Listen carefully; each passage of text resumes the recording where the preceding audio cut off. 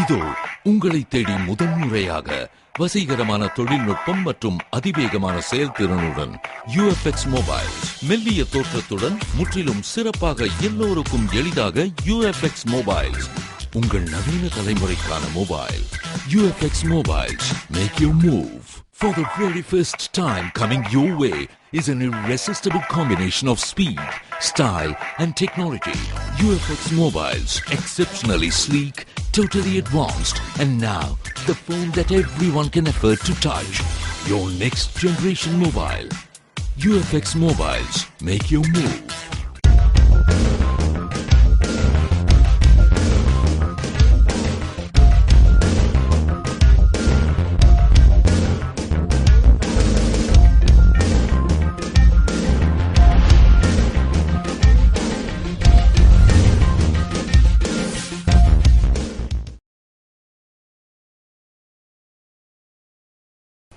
வணக்கம். புதுவை பொதுப்பணித்துறை தலைமை பொறியாளர் அலுவலகத்தை முதல்வர் ரங்கசாமி திடீரென ஆய்வு செய்து கோப்புகளை பார்வையிட்டார். புதுவை கடற்கரை சாலை அருகே உள்ள பொதுப்பணித்துறை தலைமை பொறியாளர் அலுவலகத்தை முதல்வர் ரங்கசாமி திடீரென ஆய்வு செய்தார். ஆய்வு செய்ய வந்த முதல்வரை தலைமை பொறியாளர் மனோகர் வரவேற்றார். அப்போது முதல்வர் கோப்புகளை பார்வையிட்டு மண்டலம் வாரியாக அடிக்கல் நாட்டப்பட்ட திட்டங்கள், அவற்றின் செயல்பாடுகள், நிதி பற்றாக்குறை போன்றவை குறித்து அதிகாரிகளிடம் கேட்டறிந்தார். முதல்வரின் கேள்விகளுக்கு தலைமை பொறியாளர் மனோகர் உள்ளிட்ட அதிகாரிகள் பதிலளித்தனர். தொடர்ந்து புதிய திட்டங்களை செயல்படுத்துவது குறித்தும் அதிகாரிகளிடம் முதல்வர் ஆலோசனை நடத்தினார். ஆய்வினை முடித்த பின் அவர் அங்கிருந்து புறப்பட்டு சென்றார்.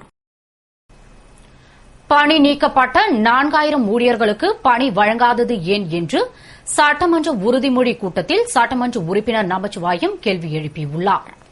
புதுவை சட்டமன்றத்தின் உறுதிமொழிகள் பற்றிய குழுவின் கூட்டம் சட்டசபை கமிட்டி அறையில் நடைபெற்றது.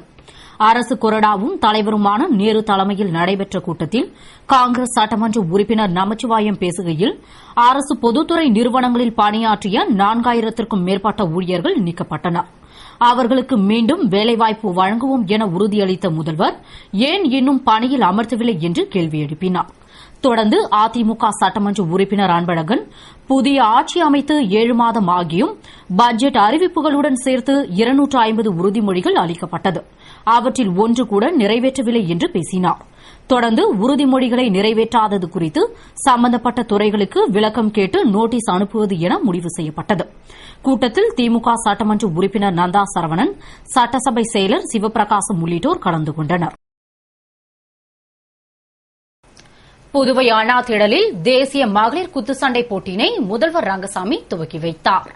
புதுவையில் முதன்முதலாக இந்திய குத்துச்சண்டை சங்கம், புதுவை மாநில விளையாட்டு கவுன்சில், பாண்டிச்சேரி அமைச்சர் குத்துச்சண்டை சங்கம் சார்பில் 3வது தேசிய மகளிர் குத்துச்சண்டை சாம்பியன்ஷிப் போட்டிகள் நடைபெற்றது. போட்டியினை ஒலிம்பிக் சங்க தலைவர் பக்தவச்சலம் தலைமையில் சிறப்பு விருந்தினராக முதல்வர் ரங்கசாமி கலந்து கொண்டு துவக்கி வைத்தார். விழாவில் டாக்டர் எம்ஜிஆர் அறக்கட்டளை சார்பில் முதல்வருக்கு மகாத்மா காந்தி சிறப்பு விருது வழங்கப்பட்டது. வரும் 24ஆம் தேதி வரை நடைபெறவுள்ள போட்டியில் உலக, ஆசிய, தேசிய, மண்டல, மாநில அளவில் தேர்ச்சி பெற்ற வீராங்கனைகள் 125க்கும் மேற்பட்டோர் 10 பிரிவில் நாக் அவுட் முறையில் விளையாட பங்கேற்கின்றனர். விழாவில் அமைச்சர்கள் பன்னீர்செல்வம், தியாகராஜன், அரசு கொறடா நேரு, முன்னாள் அமைச்சரும் திமுக மாநில துணை அமைப்பாளருமான SP சிவக்குமார், SSP சந்திரன், இந்திய குத்துச்சண்டை சங்க செயலாளர் ராகேஷ் தக்கரன் உள்ளிட்ட பலர் கலந்து கொண்டனர். நிகழ்ச்சிக்கான ஏற்பாட்டினை ஒலிம்பிக் சங்க துணைத் தலைவர் ஏம்பலம் செல்வம், அமைப்பு தலைவர் லோகநாதன் ஆகியோர் செய்திருந்தனர். புதுவை எய்ட்ஸ் கட்டுப்பாட்டு சங்கம் மற்றும் அன்னை இந்திரா சமூக நற்பணி இயக்கம் சார்பில் நடைபெற்ற எய்ட்ஸ் விழிப்புணர்வு வேன் பிரச்சாரத்தை முன்னாள் நகரமன்ற துணைத் தலைவர் திரு ஜான்குமார் துவக்கி வைத்தார். புதுவை எய்ட்ஸ் கட்டுப்பாட்டு சங்கம் மற்றும் அன்னை இந்திரா சமூக நற்பணி இயக்கம் சார்பில் நெல்லித்தோப்பில் எய்ட்ஸ் விழிப்புணர்வு வேன் பிரச்சாரம் நடைபெற்றது. நிகழ்ச்சியில் சமூக சேவகர் நாராயணன் வரவேற்று பேசினார். சிறப்பு விருந்தினராக கலந்து கொண்ட முன்னாள் நகரமன்ற துணைத் தலைவர் ஜான்குமார் வேன் பிரச்சாரத்தை கொடியசைத்து துவக்கி வைத்து எய்ட்ஸ் விழிப்புணர்வு குறித்த கையேடு வழங்கினார். முன்னதாக நற்பணி இயக்கத்தினர் சிறப்பு விருந்தினருக்கு பொன்னாடை அணிவித்து கௌரவித்தனர். திரளான மாணவ மாணவியர்கள் பங்கேற்ற வேன் பிரச்சாரம் நெல்லித்தோப்பில் முக்கிய வீதிகள் வழியாக சென்று மக்களிடையே எய்ட்ஸ் பற்றிய விழிப்புணர்வை ஏற்படுத்தியது.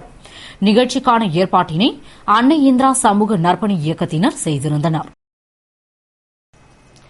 புதுவை மரப்பாலம் துணைமின் நிலைய தொழில்நுட்ப பயிற்சி மையத்தில் நடைபெற்ற முகாமில் பங்கேற்ற பொறியாளர்களுக்கு அமைச்சர் தியாகராஜன் சான்றிதழ்களை வழங்கினார்.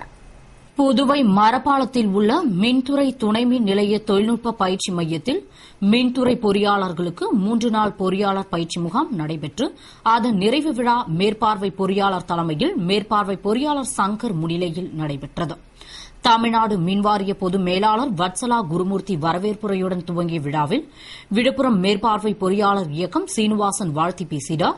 சிறப்பு விருந்தினராக மின்துறை அமைச்சர் தியாகராஜன் கலந்து கொண்டு பயிற்சி முகாமில் பங்கேற்ற பொறியாளர்களுக்கு சான்றிதழ் வழங்கினார். நிறைவில் தமிழ்நாடு மின்வாரிய முதுநிலை மேலாளர் சீனிவாசன் நன்றியுரையுடன் முடிந்த விழாவிற்கான ஏற்பாடுகளை இளநிலை பொறியாளர் புவனேஸ்வரி செய்திருந்தார். புதுவை மாதாக்கோவில் வீதியில் உள்ள பேக்கரி கடையில் கல்வீசி தாக்கிவிட்டு தப்பி ஓடிய மர்ம நபர்களை போலீசார் வலைவீசி தேடி வருகின்றனர். முல்லை பெரியாறு அணை பிரச்சினை தொடர்பாக தமிழக கேரளா இடையே பெரும் பிரச்சினை நிலவி வருவதால் கடந்த சில நாட்களுக்கு முன்பு கேரளாவில் ஐயப்ப பக்தர்கள் தாக்கப்படுவதை கண்டித்து நாம் தமிழர் இயக்கம் சார்பில் புதுவையில் உள்ள கேரள நிதி நிறுவனங்கள் உட்பட 8 கடைகள் அடித்து நொறுக்கப்பட்டன. இந்நிலையில் மாதாக்கோவில் வீதியில் உள்ள கேரள பேக்கரி நிறுவனத்திற்கு நேற்று இரவு யாரோ அடையாளம் தெரியாத 2 மர்ம நபர்கள் மோட்டார் சைக்கிளில் வந்து திடீரென கல்வீசி தாக்கிவிட்டு தப்பி ஓடிவிட்டனர். இதில் அந்த கடையின் முன்பக்க கண்ணாடி உடைந்து சேதமடைந்தது. இதுபற்றி தகவல் அறிந்த வடக்கு பகுதி எஸ்பி சிவதாசன் மற்றும் போலீசார் சம்பவ இடத்திற்கு விரைந்து சென்று பார்வையிட்டு கடை உரிமையாளர் அளித்த புகாரின் அடிப்படையில் வழக்கு பதிவு செய்து தப்பியோடிய மர்ம நபர்களை வலைவீசி தேடி வருகின்றனர். புதுவையில் ரோந்து பணிக்கென்று அதிரடி காவல்படை ஒன்றை அமைத்து ரோந்து சுற்றி மக்களை காக்கின்ற பணிக்கு முதல்வர் உத்தரவிட வேண்டும் என்று திமுக துணை அமைப்பாளர் எஸ்பி சிவக்குமார் வேண்டுகோள் விடுத்துள்ளார். இது தொடர்பாக முன்னாள் அமைச்சரும் திமுக மாநில துணை அமைப்பாளருமான எஸ்பி சிவக்குமார் கூறுகையில், புதுவையில் நடைபெறும் குற்றங்களை தடுக்கும் விதமாக போலீசார் ஆங்காங்கே பேரணி நடத்துகின்றனர். ஆனால் மக்கள் நிம்மதியையும் அமைதியையும் நிரந்தரமாக எதிர்பார்க்கிறார்கள். எனவே முன்பெல்லாம் போலீசார் அமைதியை நிலைநாட்ட இரவில் சைக்கிளில் நீண்ட விசில் கொடுத்தவாறு ரோந்து சுற்றி வருவார்கள். இதனால் திருடர்களும் பயந்து ஓடுவார்கள், மக்களும் தம்மை பாதுகாப்பாக உணர்வார்கள். ஆனால் தற்பொழுதுள்ள மக்கள் தொகைக்கும் காவல் நிலையங்களில் உள்ள போலீசாருக்கும் உள்ள கணக்கை பார்த்தால் சரி வராது. எனவே முதல்வர் ஒவ்வொரு தொகுதிக்கும் இரவில் 5 பேர், பகலில் 5 பேர் என எரிபொருள் நிரப்பப்பட்ட சைரன் மற்றும் சுழல் விளக்கு பொருத்தப்பட்ட வண்டியில் சுற்றி வர நடவடிக்கை எடுத்தால் மக்களுக்கு உண்மையான பாதுகாப்பு கிடைக்கும்.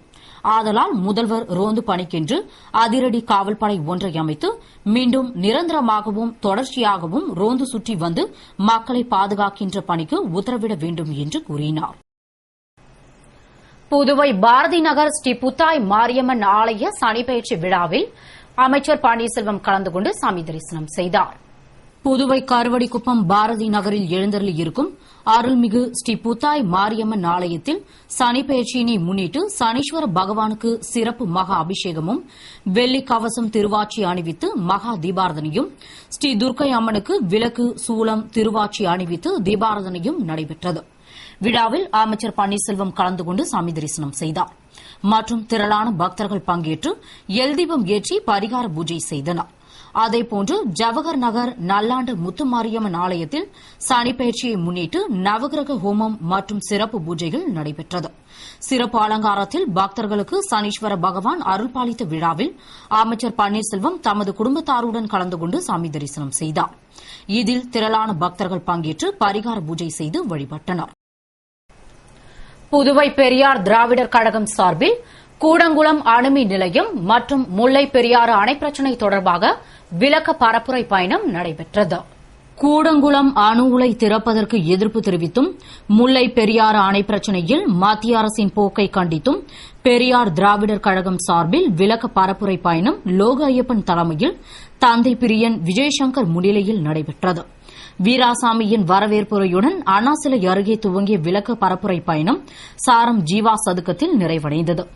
இளங்கோவின் நன்றியுரையுடன் முடிந்த பரப்புரை பயணத்தில் பல்வேறு அமைப்பினரும் கலந்து கொண்டு இரு பிரச்சினைகளிலும் தமிழர்களின் நிலை குறித்து விளக்கினர்.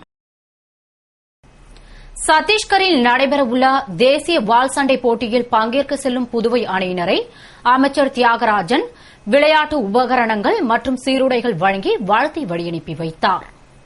சத்தீஸ்கர் மாநிலம் துர்க்கில் வரும் 25ஆம் தேதி முதல் 29ஆம் தேதி வரை 22வது தேசிய வாள் சண்டை போட்டி நடைபெறவுள்ளது. இதில் பங்கேற்க புதுவை ஆண்கள் மற்றும் பெண்கள் அணியினர் ரயில் நிலையத்தில் இருந்து புறப்பட்டு சென்றனர். அவர்களை வழியனுப்பும் நிகழ்ச்சியில் மாநில வாள் சண்டை சங்க தலைவரும் அமைச்சருமான தியாகராஜன் கலந்து கொண்டு அணியினருக்கு சீருடை மற்றும் உபகரணம் வழங்கி வாழ்த்தி பேசினார்.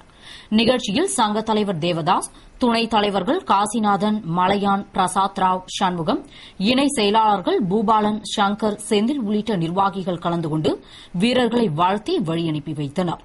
நிகழ்ச்சிக்கான ஏற்பாடுகளை செயலாளர் கிருஷ்ணன் செய்திருந்தார். இத்துடன் செய்திகள் நிறைவடைகின்றன. வணக்கம்.